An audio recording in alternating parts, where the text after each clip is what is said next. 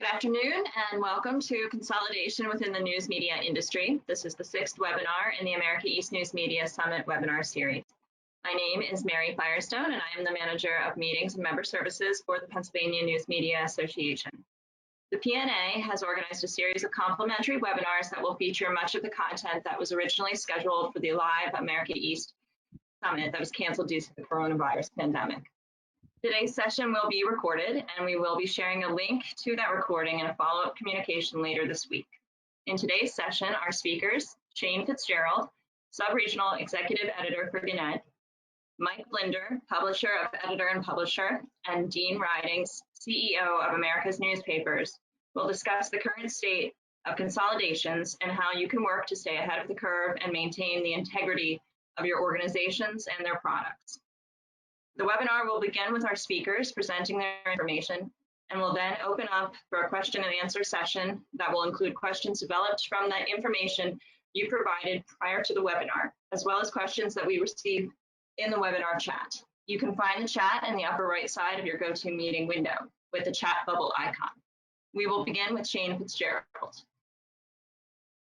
Thank you, Mary. I appreciate the opportunity to talk with everybody about this, and to my esteemed colleagues who will speak after me. I'm the warm-up band to the main event coming here. So we'll start. I mean, I think the newsrooms, the consolidation within the newspaper industry is already affected you. This is how it will impact you. It already has, greatly, obviously.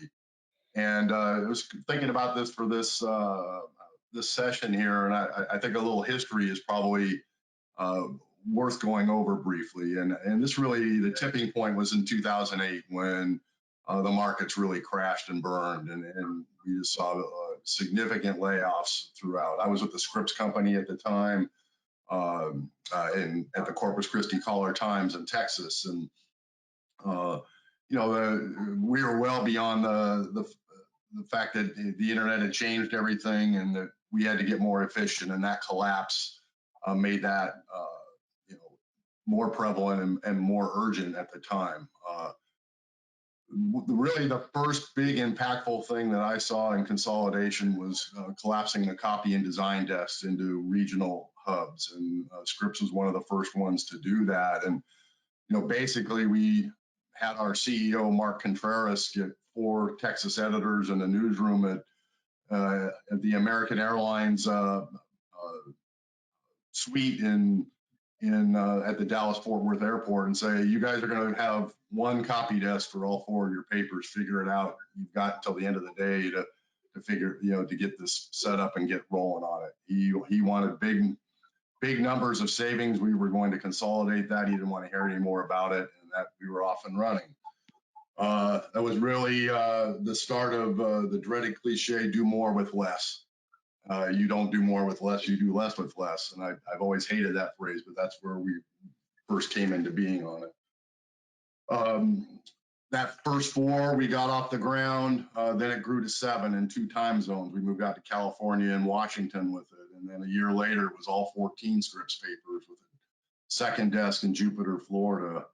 And that has evolved into where just about every major chain has some sort of that. And in the Gatehouse world I worked in through November before we consolidated with Gannett, we had more than 100 papers in our design center with Gannett. As we transition into one big company here, we'll have more than 200 papers in our design centers come this November.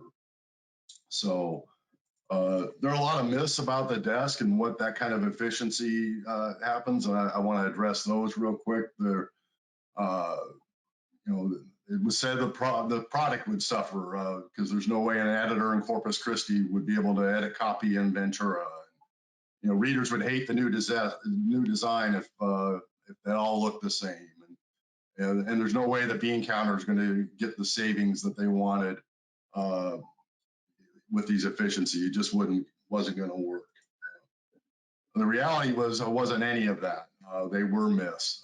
The copy editors and designers are professionals. They work hard. They want to get things right, and they care a lot about their products, no matter where they're working or what they're working I thought the copy editors and designers who pioneered that really did great work and under tremendous pressure and pressure they had never felt before.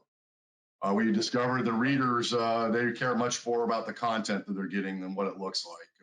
For many, the new designs actually were an improvement, but the news is what was valued by readers more than how it looked. And the bean counters were right about the efficiencies. We did save the targeted money and more, and we did a better job in many ways because we were more efficient about on that. I'm up to slide 6, Mary, if you want to pop down to consolidating publications there. I'm sorry, I forgot I didn't have my own handle on it there. So we've seen a lot of consolidation of publications in our own little world. In Gatehouse last October, we took 4 small papers, the Wayne Independent, the Moscow Villager, the Holly News Eagle, and the Carbondale News, and we made them one publication. The Tri-County Independent came into being.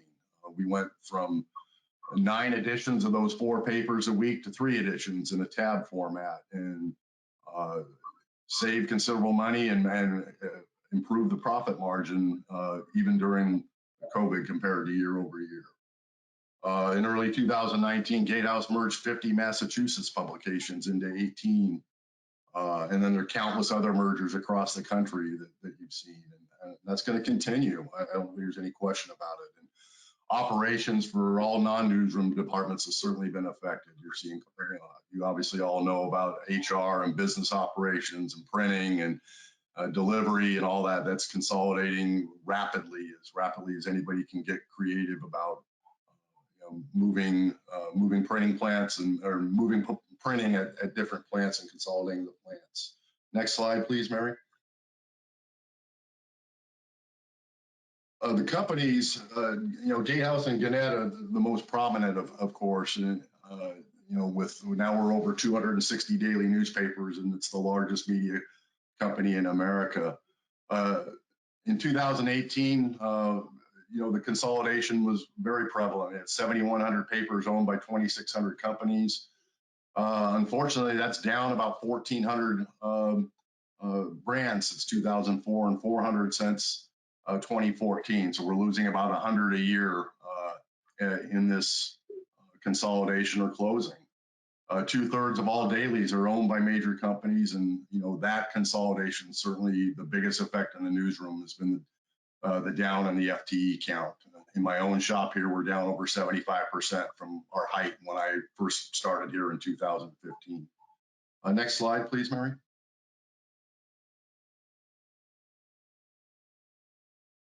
So now let's talk about the good, the bad, and the ugly for the local newsrooms, because there is some of each. And so next slide, Mary. I'm a positive guy, so we'll start with the good. It really has forced newsrooms to realize that digital is our future. We really resisted that for too long. And, I think thinking back to the early websites we did when I was at the Rocky Mountain News in Denver, there was some thought that the internet was a fad and it would go away. And, obviously the internet didn't turn out to be a fad, and we waited way too long to adjust to that. And I think newsrooms are very quickly turning to that now, though, and realizing that digital is our future. Newsrooms are doing less with less and finally prioritizing content to what readers show us they want.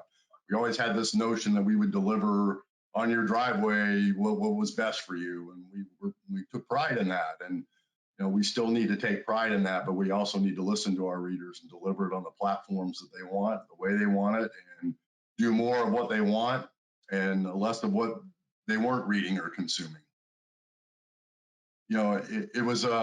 It's been a little haphazard, because I think early in the 2010s that a lot of the in 2008, 2009, a lot of the cost cutting, we wreaked havoc on investigative journalism. And I think over the last 3 or 4 years in particular, it's dawned on newsrooms that people will actually pay for deep, rich content in that way. And work in this area has been growing and as strong and as vibrant. And every major chain has some sort of investigative team arm now whereas that's where the cuts were early on. So I think that's a really good development. We're doing less of the play-by-play daily cops news and more of the enterprise and investigative pieces that are valued so much. I think the other thing that's really good, when I was coming up through, we had one of the fiercest newspaper wars was the Denver Post and the Rocky Mountain News, and I got to live in the height of that newspaper war there, where we wouldn't give an inch to either paper, and that's been replaced. That fierce competition has been replaced with fierce collaboration.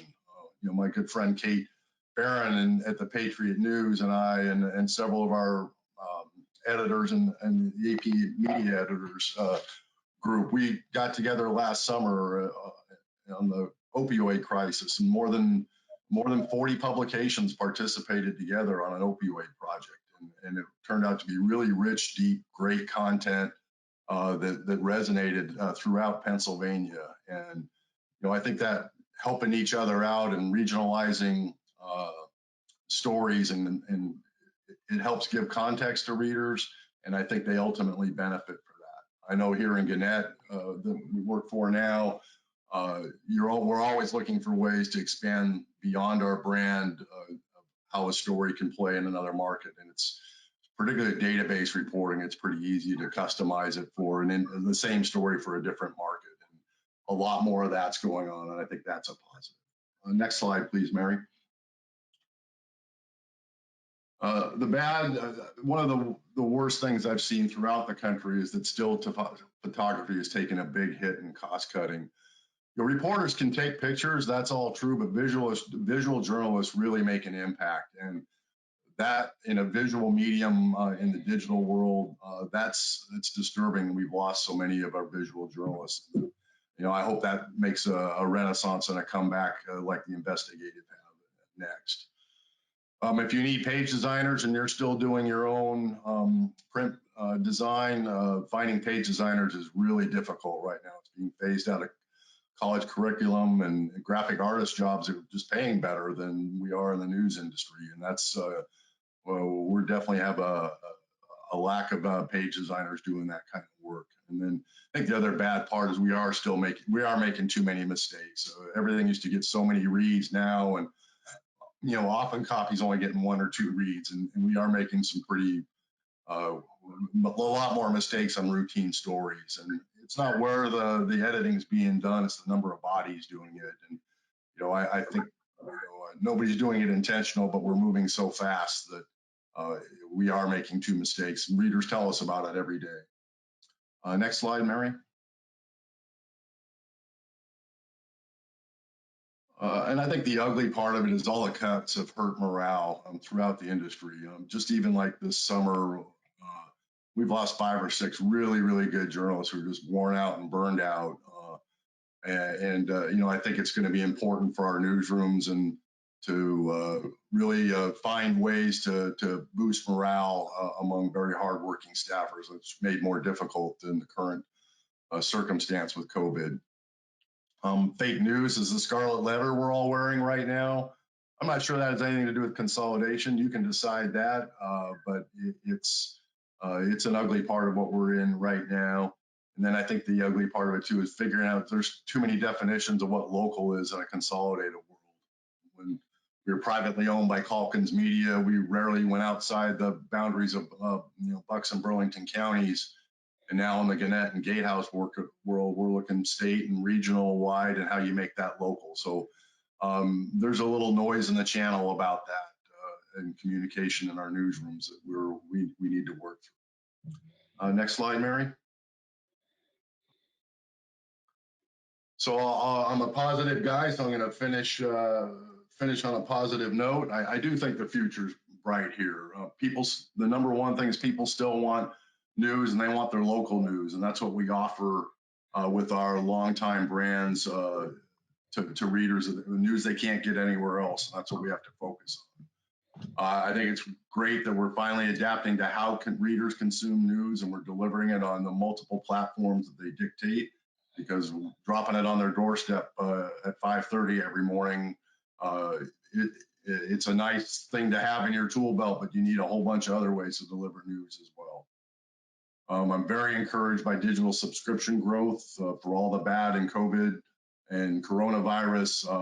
It has forced consumers to look at the news they're getting to, and we're certainly seeing large growth in digital subscriptions, and from what I have access and privy to. I love what I'm seeing out of colleges of producing young, gifted, conscientious journalists with a lot of multimedia skills that's making up for their lack of experience. We're looking at resumes where we right out of school where we would have always wanted 3 to 5 years of experience before they got into a mid-size or larger daily, and that's not the prerequisite anymore. And they're rewarding us with great energy and a great insight into delivering news in different ways. And I think lastly, what we have most on our side is our brands have been in our communities for centuries in some cases. And we just need to make sure we're very protectful of that. And I think we're a known commodity, throughout our communities. And that's our strength. And we definitely want to continue to build on that. So with that, I'm going to kick it back to you, Mary, and I think I stayed within my time allotment there too, so thanks. Thank you, Shane. All right, we're going to move forward with Mike Blinder. Hello. I think I'm hearing a little bit of an echo there. Why don't you throw me the old screen there, Mary, if you can? There we go. Let me just get this going here. Thank you. All right. It's an honor and pleasure to be part of your world today. I'd like to give you some warning right now. I think the last thing you want to hear about now is politics. Am I right? And we're going to discuss it as well, but not on the sense of who voting for who. There's a lot of people that said this guy won the election back in 2016 because of her. I mean, I'm setting up for a reason, because Kellyanne Conway's hero was this guy. Does anyone? I know, darn it. I mean, you may recognize him. His name was Lee Atwater, and he's the one that made Ronald Reagan president. And if you think it was difficult to make someone president, take a guy who, starred in Bedtime for Bonzo movies or what have you, but he was able to reshape this man and make him president. He had a very famous expression that I'd like to share with you all right now. He's the first human being, at least in recorded record, to have said perception is reality. So that's going to be how we're going to steer into our dialogue now about how I look at consolidation and how it may be affecting our world through a perception. And I'm going to take you back in time to when I was a young pup, and I hope this works. I'm going to try to get this to play for you. But when I took over my first radio station as a manager, the year was 1988, and my boss sent me to a conference. I never had been to a conference before. It was fascinating. I was a young pup then. And I had, and it was at and this was called the Lowe's Anatole Hotel in Dallas back then. Now it's called the Hilton Anatole. My first glass elevator ride, but I saw a really cool speaker, and his name was Alan Sinberg. He died I think almost 20 years ago, but I remember buying a VHS tape of this speech, which really changed my life. And I'm going to share just a few seconds of it because he's really going to nail into the concept I'm going to spend the next 8 or 10 minutes discussing, because I call it the sell before the sell. So I hope you can hear this. I'm going to ask all of you to come along with me on a trip back into time. It is now October 1969.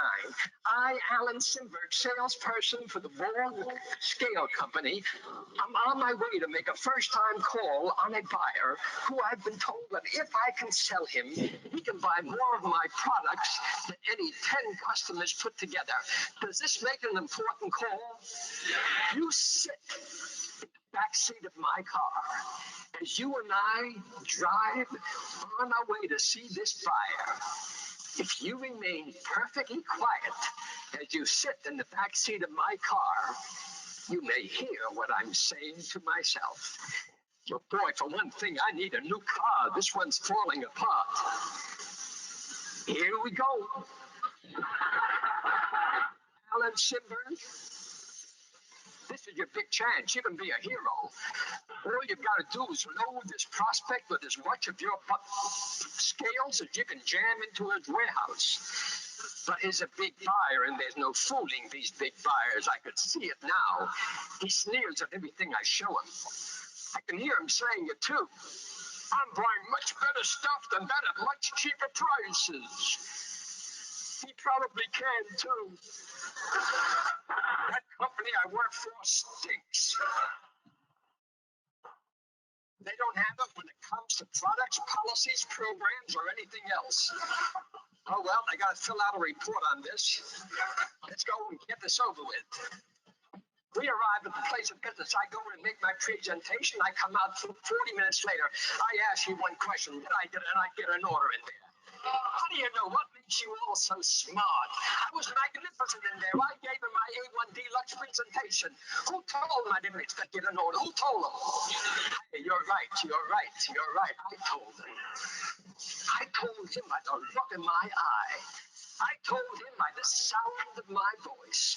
I told him by every move that I made that I didn't expect him to give me an order, and he was going to disappoint me by giving me one.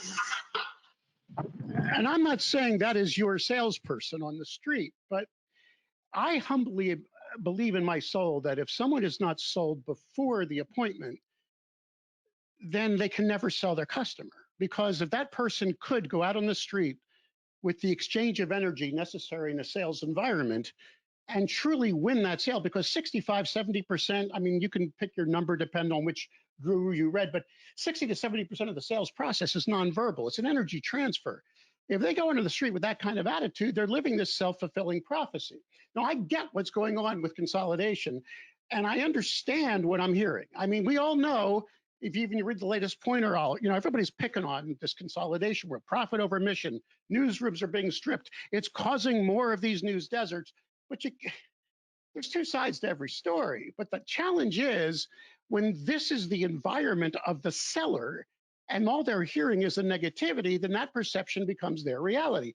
Remember, first of all, they get this perception that newspapers are dead. One of the things I love what Shane just said, and I know Dean has said this when I've interviewed him in our podcast, and so has Nancy Lane, and so has so many other leaders in our industry. You have more readers today than you've ever had in the history of your newspaper. I don't care if you're consolidated. I don't care if you're charging for toilet paper. And through this crisis we've had comes some accelerated change. People are needing local news. So if you're providing local news and maybe you're working 6 times as hard to do it, you have the content people are now craving. And thank God it's also proving that we're getting some subscription revenue. Reader revenue is important. No ifs, ands, or buts. Now I get this hedge fund world and what it's doing.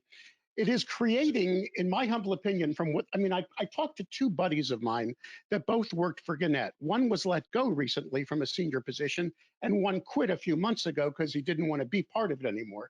Both are now employed with family companies. And I'm not going to tell you their names, but I get the first thing is when the newsroom's getting stripped, and that's what we heard, that can create a level of negativity in the environment that makes the seller upset. I mean, because he's hearing, oh my God, we're having trouble generating content.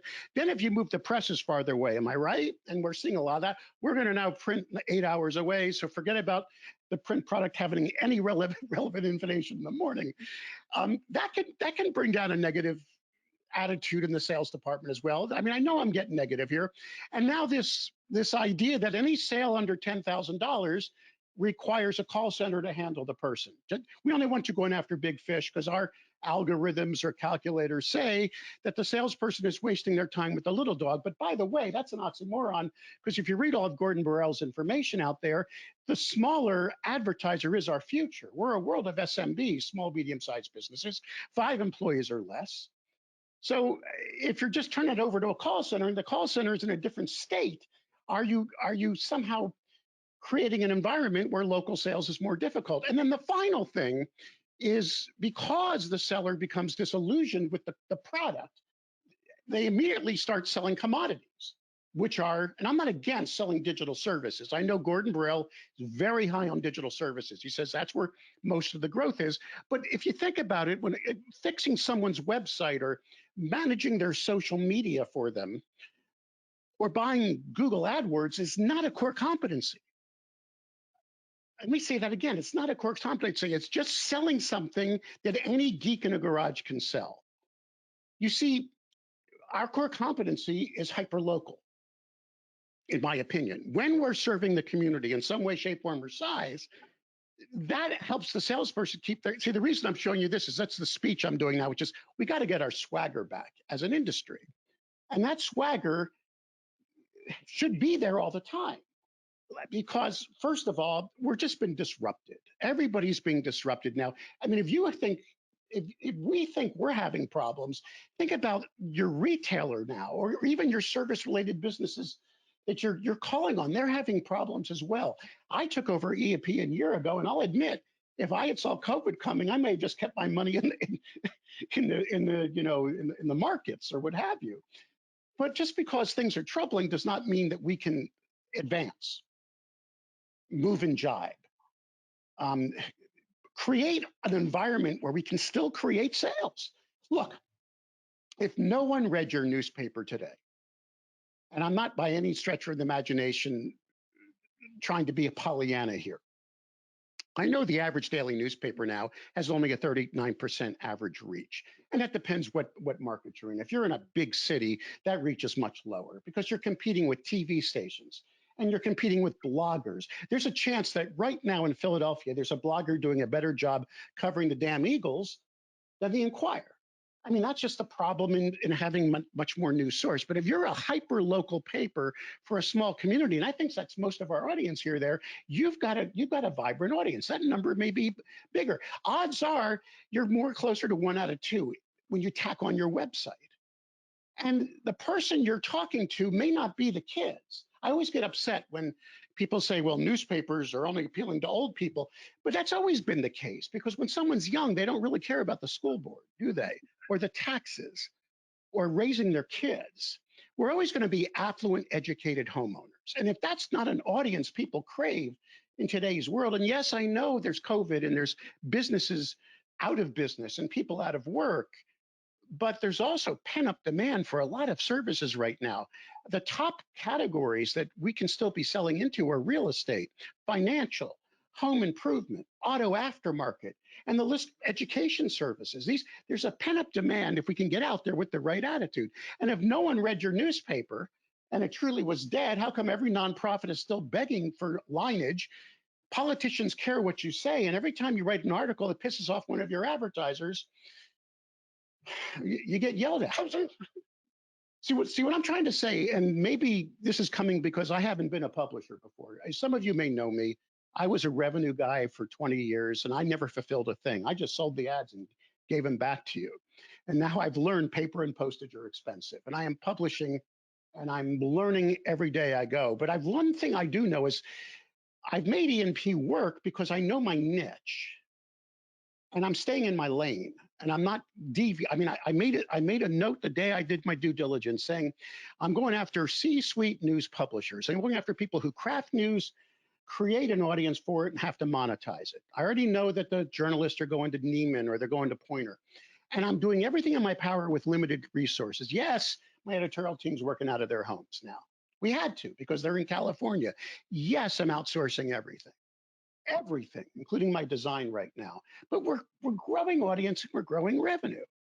But I wanted to let you in for this. What I mean by staying in your lane, every now and then I interview a publisher who has a positive story, who is growing by leaps and bounds. And whenever I've interviewed these people, and they're not working, they're not all homegrown. There are people working for some of the bigger groups right now. Yeah, I'm not hearing a lot of success right now out of the big Gannett world, but I think that's a self-fulfilling prophecy. Yes, we have limited resources.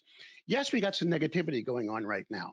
But if I've got a seller in your environment who's walking around like the world's ending, is it possible that we're just not stepping up to the plate? The audience is there, I promise you. You have more readers today than you've ever had in your history. That's one of the awful advantages of being in this pandemic.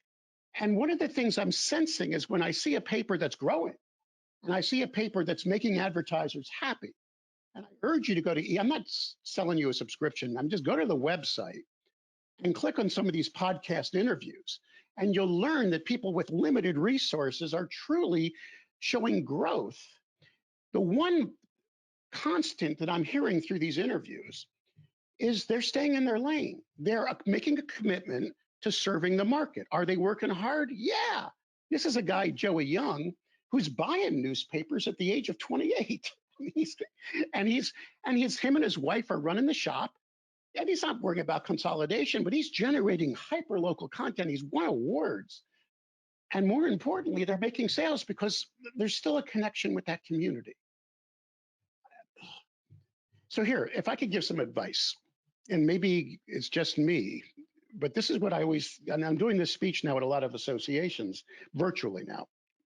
So when I did it, but when it was flying around, is just get that lane going. If you understand your mission, it's not, I know it's hitting the bottom line right now, and you may get another phone call saying you gotta cut back, but find every way you can to generate that critical local content. I promise you the audience will likely stay with you. And then once you have those eyeballs, then you can stay with your core competency. Because in my humble opinion, the core competency of media sales is simply renting eyeballs. And as long as we have those eyeballs, we're fine. And there'll be a backside to this, and we'll come out of this. And I don't know what the future is a year from now. And I think we still got I think we got some hard months coming.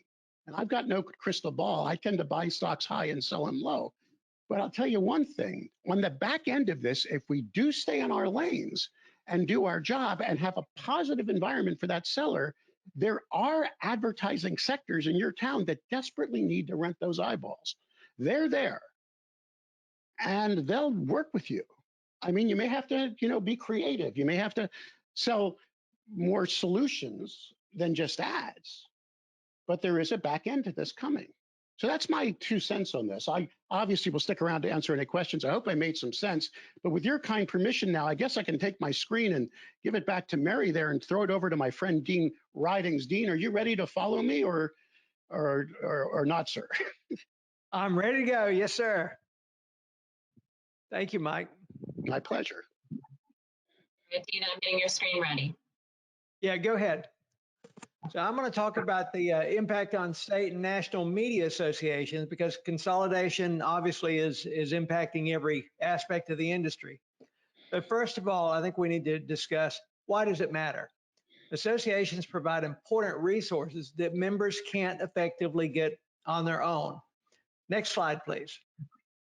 So the mission of news media associations, the core mission is really to bring their members together and provide resources and solutions that a single newspaper or even a group can't provide on their own. Next, that's really the mission of the news media associations, whether it's a state, regional, or national association. So what's the association's value proposition? Obviously, it's state and national advocacy. While a single newspaper or group can advocate on their own, the effective trade association that speaks for the industry always has the most clout before the state legislature or Congress. The voice of the association that speaks for an industry is effective, and legislators usually will listen to them before others. Training and education. While there are many individual newspapers and groups that provide training and education, it's almost always more efficient to do it together. Conduct training in a larger group. Certainly group-owned newspapers have the necessary resources to make this happen. The single newspapers and small groups find this more challenging and often will rely on the associations to provide the training and education. Networking and peer relationships are very important. There's value in the association creating an environment where members can easily meet with their peers and discuss best practices. Communication, whether it's industry updates, news about people, I think very importantly, legislative information, case studies, innovations. Associations provide industry communications and keep their members informed. Next slide, please. Motivation, recognition, and rewards are also important. Contests are an important way to create a sense of pride in your staff, and it encourages participants to continue to improve their publications. Third-party services, and this is important in order to comply with antitrust laws. Associations are able to create an environment where competing newspapers can come together, create packages, programs that benefit advertisers and themselves. So ad agency services are certainly a part of that. The ability to create a regional, state, or even a national ad network that can benefit all newspapers. You've got to have an association as a third party to put that together. Facilitation of advertiser resources. Associations, again, are needed as an independent third party to stay clear of antitrust issues and to facilitate programs that drive value to newspapers and to their customers. And there's other resources such as thought leadership, columns, etc. Associations often provide a platform for thought leadership and even content for their members. We're seeing that more and more. Next slide, please. So let's take a look at how consolidation has impacted the association's value proposition. Next. State and national advocacy. So smart associations work with all members, including the group-owned papers and their lobbyists, as together they're more effective. And most groups recognize this value. So there has not been as much impact on an association's ability to advocate for their members, except when their revenue streams have been reduced by reduced overall participation due to consolidation. And then the association no longer has the resources to advocate effectively. But typically, consolidation has not impacted advocacy directly. Training and education, there's been significant reduction in training offered probably by most associations as consolidation has reduced the demand. In these cases, individual newspapers may not have access to reasonably priced training opportunities. So unfortunately, that's a pretty big impact. Networking and peer relationships, as group-owned papers can and do network together. Consolidation has reduced some of the networking opportunities that associations previously offered. Communication, whether it's industry updates, legislative, it's still important to all members, whether they're part of a group or not, particularly if the association provides information not available anywhere else. Legislative updates and how it could impact a newspaper is important to all newspapers. Next. Motivation, recognition, and reward. Consolidation almost always diminishes participation in contests, as group-owned papers may not participate at the same level as individually owned papers. So why does it matter? You just don't have as vibrant a contest if you don't have everyone playing in the same and participating. Plus, this sometimes can be a revenue opportunity for associations that actually helps pay for other things that are important, again, such as advocacy. Third-party services, this is still important. There really has not been as much of an impact on this area. It's still important, and whether you're at a consolidated group-owned paper or an individual paper, these services are still needed. Other specific resources just don't seem to be as important due to consolidation because the groups are typically able to get them on their own. Next slide. So what's the solution? In my opinion, associations must continue to show relevance to all members, from the smallest independent to the largest group. It's incumbent on association leadership, both the volunteers and professional staff, to find ways to be relevant to all members. I was at the Florida Press Association prior to coming to America's Newspapers last year, and we worked very, very closely with some of our very smallest papers who were very effective in helping us advocate and had great relationships with their legislators.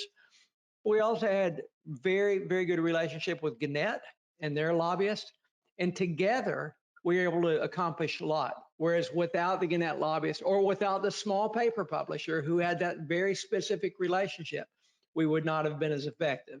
So it is incumbent on leadership to make sure that you're continuing to be relevant. Groups need to understand also the value that associations bring and support efforts that makes the services they deem valuable possible. So if consolidation creates an environment where the groups don't participate in some programs that make money, there's going to be less resources for the things that are important. And understanding that you've got to pay for advocacy, you've got to pay for these programs, I think is important for all. That's a little overview of what's going on in the association world and the impact of consolidation. So thank you, Mary, Mike, Shane. Dean, I'd like to just add one more point to what you just said there with the public notices and open government, the advocacy the newspaper associations bring, you get attention immediately out of that. And I think that's a revenue issue for us, particularly those public notices. It's a fight. It's going to be a fight for years to come. Yeah, it is. And it takes revenue to make it happen. Okay, thank you very much, Dean. And I'd like to move into the questions section. So the first one that I have is for Shane. For smaller newspapers who have not yet experienced consolidation, but rather have experienced its effects, such as fewer alternatives for vendors and industry partners, do you have any recommendations or suggestions for successfully navigating the present and the future? Yeah, this is tough. And I think what I certainly have seen in smaller newsrooms as we acquire Gatehouse and Gannett, and we're suffering through some growing pains of that, is you really have to look at what you're doing and are you using your resources the best you can? You have to stop doing things you've always done. You don't have the bodies to do that anymore. And really have a hard look at what you're doing and what gets you the most value, and then put data behind it. Look and see, make sure that you really should be doing that thing you've always done. Are you making money? Are you doing that special section that only brings in a couple $100? And are you spending a week putting it out for that? You have to make those hard decisions and invest in those core competencies of your local newsroom. So that's probably the number one thing I've seen there is that smaller newspapers are having a hard time giving up things they've always done because they think readers expect that out of them. Well, if you're not having revenue or audience behind it to back that up, I think you have to really make that tough decision then.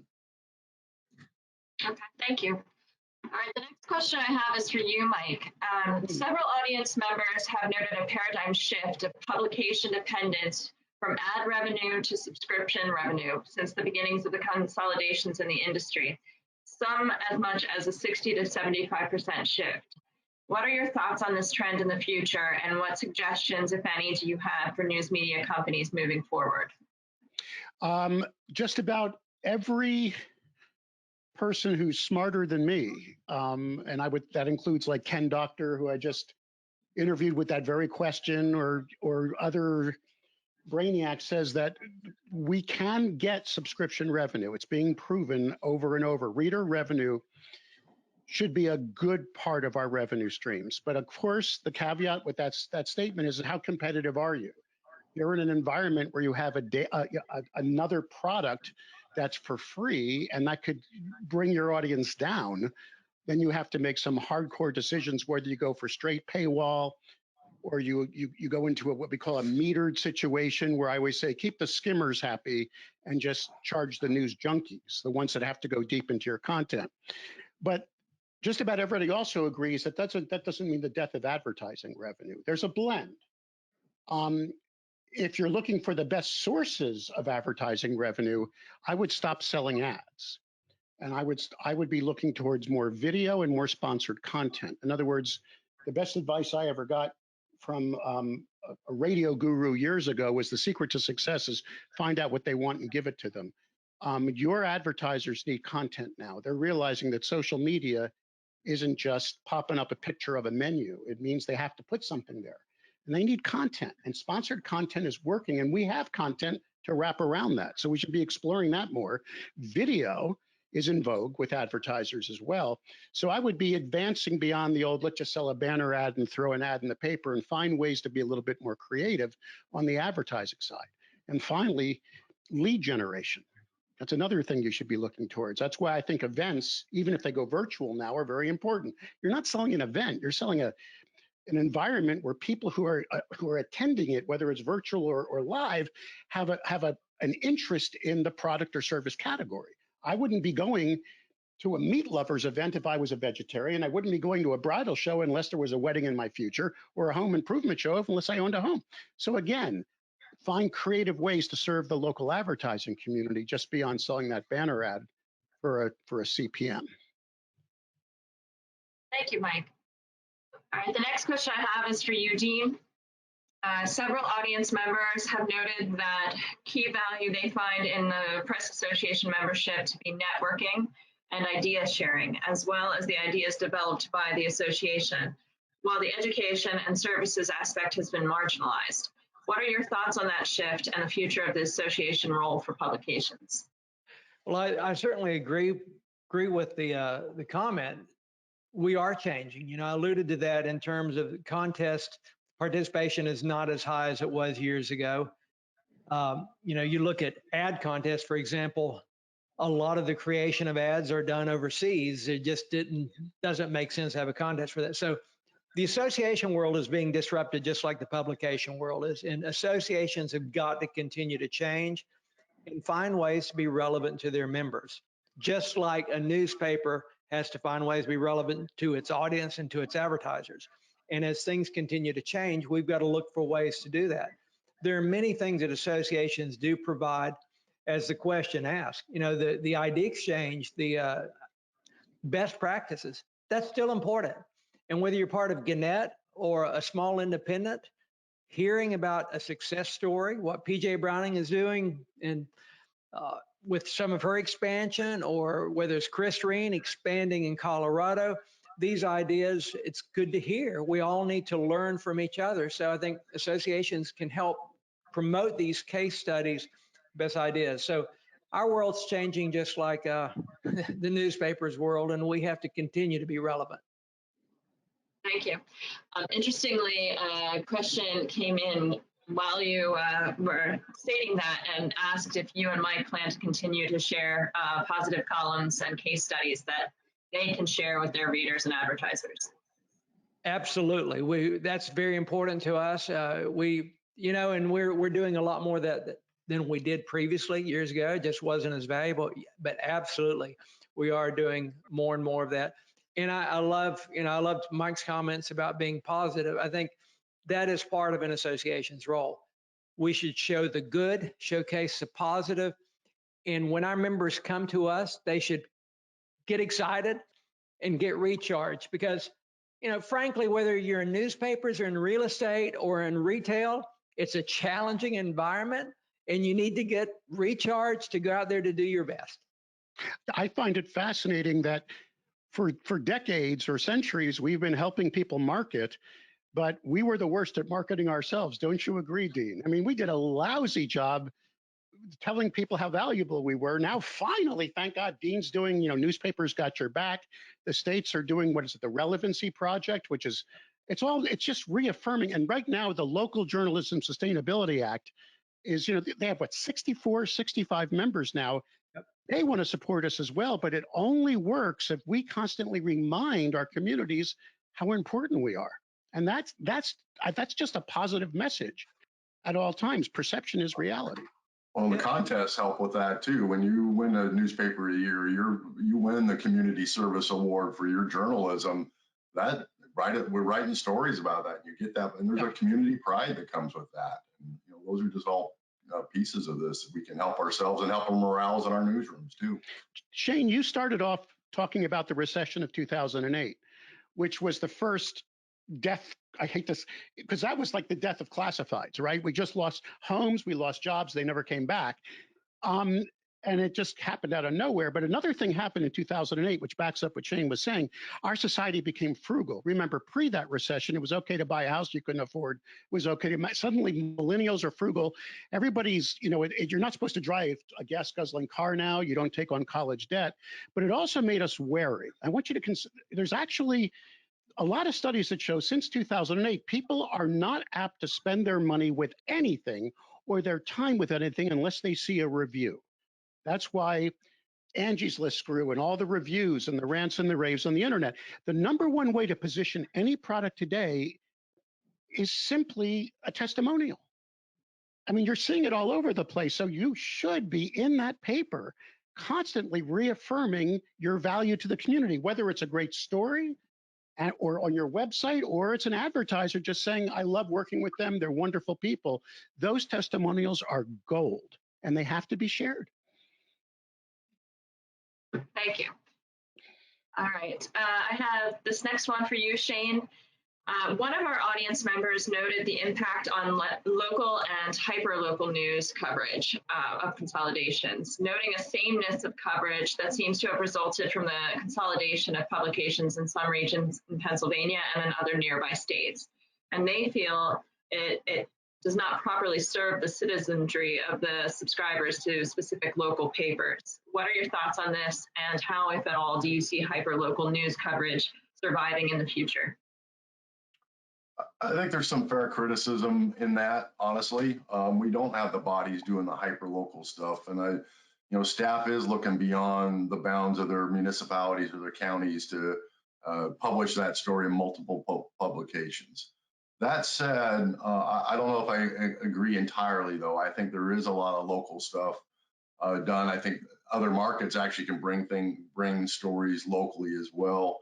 One other place where we're having success is user-generated content that comes in ready to go. We didn't used to do the checks and the openings and all that, and now we've got a home for it, where it's very little editing to it. You put the photo in a community type of section, and that feels hyper-local, and you get it out on your Facebook page, and it doesn't have to necessarily be in print. You can do a lot of the hyper-local stuff on your social media platforms as well.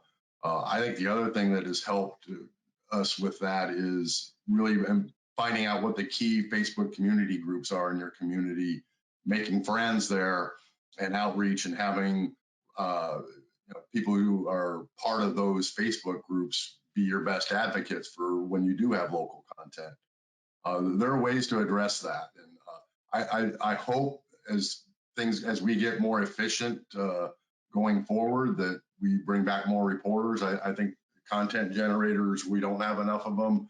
That's the only way to really solve this, is to continue to grow the reporting structure. But in the meantime, I think taking advantage of those feel-good things. Our best traffic growth in the last year and a half is when a business opens. When we write a story about a business opening, it's a really quick turn for a reporter. They want to know what's going up on the corner there, if it affects their lives. Open up a Five Guys near your offices and watch the traffic, go to things like that. Those are the little things that can feel more hyper local, that can have a bigger reach than what you realize. So I think but there is some fairness in that. We're not going to be doing the school board recitations. We're not going to be doing the city council agendas anymore. We really need to have some meat on those bones before we do it. And I think that's the perception right now, but readers weren't reading it. The traffic didn't dictate that. So I think maybe it's maybe redefining what hyperlocal is, and just how does it fit in my everyday life. I think that's a little bit more what we're using the judgment. Does this affect my everyday life? And that doesn't have to be in a municipality or in a county necessarily. Cover topics like that. Okay, thank you. And we actually had a couple of questions come in through chat, two of which were somewhat similar. So I think one part can be posed to Dean and Mike, and then the other part can be posed more probably to you, Shane, but perhaps to you as well. So it's, how should an old guard publications relate to new media that's digital only publications as they appear in the community? How should they relate? How should they see them? And how should they interact with them? And then the other question was handling of digital as a company that perhaps doesn't have that prowess to do so. So is partnership, or is finding new talent in that? So Dean and Mike, I'll let you address the first part. All right, the first one was, what do you do with a digital only competitor? Is that kind of what it was? That's new to your local area. Mm-hmm. Yeah, well, it depends what the competitor is. I mean, I would say right now here in Tampa, the biggest digital only competitors aren't really crafting news. They're curating. It's just like what Shane just said. It's like Nextdoor. Have you ever heard of that? Is on fire here, but that's not a news source. I mean, I like what Shane said. If I was running a local publication here, I'd be embedding my stuff into Nextdoor. my cute pictures of dogs and kids. You know what I mean? Because that's what people love. I mean, I'm sure when you're sending a shooter out, if you see a cute event, just take a picture of it or something cute and get that out there, because you have to be the hyper local. You know, we're the community. We're church suppers. We're high school sports. And I love what Shane, again, because that's what people care about. If it's about a hyper local website that's starting to generate content, my advice is to be smarter and better than them. Look what content they're generating, see if it's nothing more than advertorial. And then, as I said, stay in your lane, define them for who they are. Because a lot of these startups aren't really even generating content. They're just letting advertisers post their own stuff, if you know what I mean. And it's really not that news source. Dean, what was the second one? You want to take the next question? Yeah, give me the second part again. So the next question is, if you didn't have much going on by way of digital for your publication, but you really feel that there may be a need for that for both readership and advertisers, how do you suggest handling that? Well, you do have to stay competitive, and you got to embrace the technology needed to be where your customers are, where your audience is. You know, I think we're still in a competitive environment, and if your competitors are digital and you're not, you know, you've got to figure that out. I think that's more than a 30-second response, but you got to do your homework. You know, reach out to your state association, your national association, ask them for help. I think that they're certainly willing to help. They can help connect you. There's a lot of great association partners who provide technology solutions so that you don't have to build it from scratch. So reach out to your association, ask them for some suggestions on who provides the technology that you're missing. But we're in a competitive business. We need to be better. Just like Mike said, be better than the other guys, do a better job, and make sure you're providing what your consumers want. One good hire can fix that in a lot of ways, and it doesn't have to be an expensive hire too. You get somebody who just understands the technology that you don't in your newsroom or in your publication, and you can move mountains quickly. That right hire. I have two words: WordPress. I'm sorry, but it just seems to me that, you know, yeah, if you got a kid in there, you can do a website. By the way, when I inherited E&P from Duncan McIntosh, our website was WordPress. It was costing me nothing except for hosting. I mean, I moved it to a CMS system, which is another story, which took forever. But the hosting is not expensive, and you're just copying and pasting your current copy over. It's not brain surgery if you decide to just do something simple, but get out there with if you want to be very advanced, then polish up the brand, do what we did, start doing podcasts, do things. That's something you don't change a 100-year-old masthead, you polish it, you make it exciting. You add things. E&P is 140 years old, but the last thing I want E&P to be perceived as is old and stodgy. So we're always trying to make it new and exciting, but never change that masthead, if that makes sense. You know how hard it is to establish a brand in a marketplace. The last thing I want to do is blow it up. I just want to make it fun and new and add things to it. So I know that sounds esoteric or maybe out there, but what the hell? Not at all. And actually, the Pennsylvania NewsMedia Association also features stories. They're called spotlight articles. Shane has been featured in one recently for his legislative bureau that came to fruition this summer. And most of them are case studies, positive things that they're doing in their marketplace. So, we can, congratulate them, but also share that information with people who might be able to use it in their world as well. So, and there's one coming up soon that's about a website. So I can include that link in our follow-up communication as well. So I think at this point, since we are right at 3 o'clock, I'm going to bring the session to an end. I want to thank you, Shane and Mike and Dean. We greatly appreciate your time and expertise. And I want to thank you all again as our attendees for joining us today. We will be sending a follow-up communication later this week with the link to the recording, as well as several pieces of information that you should find helpful. I invite all of you to explore the America East News Media Summit webpage. We have several live sessions coming up yet, and we also have recordings from our previous sessions, and all of those are free of charge. So thank you again, and I hope you have a lovely remainder of your day. Thank you, Mary. Thanks, Mary. Bye.